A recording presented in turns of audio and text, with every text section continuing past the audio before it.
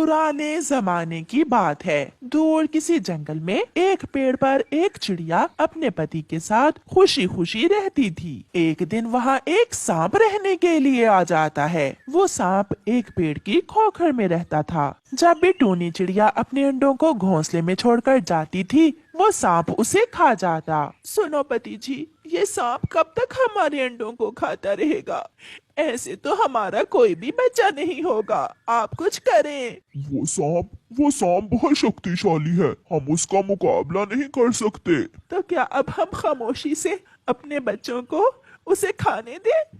मैं ऐसा नहीं होने दूंगी। अगर हम उस सांप का मुकाबला नहीं कर सकते तो हम इस जंगल को छोड़कर किसी दूसरे जंगल में चले जाते हैं। हाँ, मैं भी यही सोच रहा हूँ। अब यही आखिरी रास्ता है जिससे हम अपने बच्चों को बचा सकते हैं। फिर वो दोनों पति पत्नी उस जंगल से जाने लगते हैं। रास्ते में उन्हें कालू कौवा मिल जाता है। तुम दोनों कहाँ जा रहे हो और इतने परेशान क्यों हो? कालू भैया, क्या बताएं, हम जिस पेड़ पर रहते हैं वहाँ एक सांप आ गया है।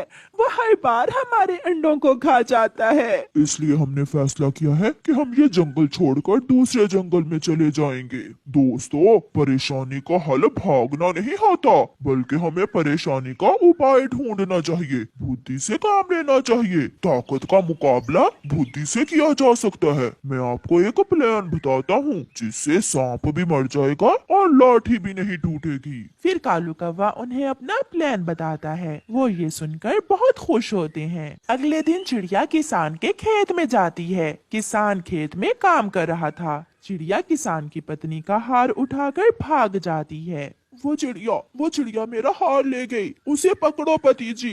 किसान चिड़िया के पीछे पीछे भागता है। रुको रुको, जाती कहाँ हो? रुको।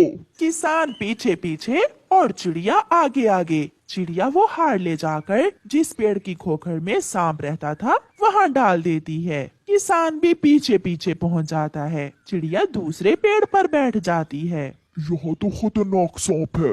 किसान जैसे ही अपनी पत्नी का हार उठाने के लिए आगे बढ़ता है, सांप कहता है, मेरे पास ना आना। जैसे मैंने चिड़िया के अंडे खाए, ऐसे ही मैं तुम्हें भी खा जाऊंगा। मगर सांप क्या जानता था कि इंसान का मुकाबला करना बहुत मुश्किल है। फिर वो किसान एक डंडे से सांप को मार देता है और अपनी पत्नी का हार लेकर वापस चला जाता है। चिड़िया बहुत खुश थी। फिर चिड़िया और उसका पति अपने घोंसले में खुशी खुशी रहते हैं और कालू से उनकी दोस्ती और भी पक्की हो जाती है। प्यारे दोस्तों, अब जल्दी जल्दी इस कहानी को लाइक कर दें। आपका धन्यवाद।